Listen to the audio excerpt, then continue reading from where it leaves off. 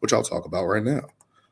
Looking at clutch record for the Boston Celtics, amongst teams that are so clutch time in the NBA is within 5 minutes of the game, where the game is within 5 points. The Celtics clutch record in that situation is 19-10. We're fifth in that regard. And teams with only a better winning percentage are the Dallas Mavericks. I have the numbers here, are at 18-8 in that regard. The Los Angeles Lakers, who are a 10th seed in the Western Conference, are 19-9 in that regard. The Denver Nuggets, who beat us twice this year, who I'll be talking about later on in this video, are 23-11 on the year. Milwaukee Bucks are 22-11. So those are two guys that are two past champions, the Denver Nuggets, the Milwaukee Bucks, who have had that success and have been better than us in clutch time. But do any of those numbers stand out as being significantly better than us? No.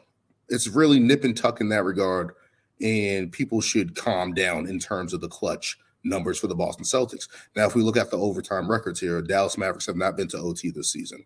The Los Angeles Lakers are 3-1, but they're also 10th seed in the Western Conference. Denver's 0-1 in OT. Milwaukee Bucks are 2-1, and the Boston Celtics are 2-3. I believe we went to 2 games with the Minnesota Timberwolves. Again, I'll be talking about that a little later. 1 win, 1 loss in that regard. But people keep trying to find ways, hey, we're not good in the clutch.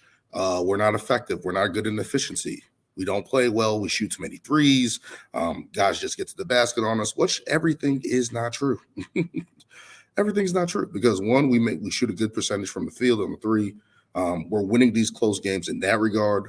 We're right there with other teams in the league. There's no separation besides our record as being the best team in the league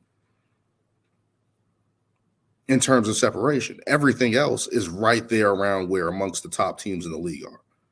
So pump the brakes. But let's get into Phil Jackson has a rule, 40 wins before 20 losses.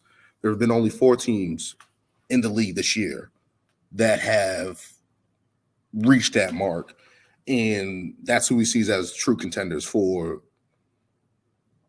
the NBA season. Now, it's the Boston Celtics, the Denver Nuggets, the OKC Thunder, and the Minnesota Timberwolves. Now, looking at all those teams, obviously OKC and Minnesota are young teams trying to prove themselves. Denver is obviously the defending champions, and the Boston Celtics are right there who went to the finals in 2022. Now, you may say this is a little skewed because we have teams with injuries. Clippers have had injuries. Knicks have had injuries. Cleveland has had injuries. A bunch of teams have injuries. Minnesota Timberwolves just lost Karl Anthony Towns. Cleveland has been out with Donovan Mitchell, Jared Allen, Darius Garland throughout the year. The New York Knicks right now without Julius Randle for the past 2 months, without OG Anunoby for a while.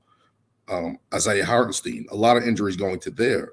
Milwaukee Bucks, especially with Chris Middleton, is not in that realm right now. And when you think about it from that standpoint, the Boston Celtics are still one of the best teams in the league. And they have been consistent. They have been right there. And people have to stop trying to find ways to diminish what they have accomplished on the season. And we've seen ebbs and flows, like Jason Tatum has been struggling a little bit. People are kind of concerned about Jaylen Brown at the start of the season. But these guys have taken off. They're 9-2 since the All-Star break. What else do we have to do? And I guess that's just going to be skepticism because of our record also against the Western Conference.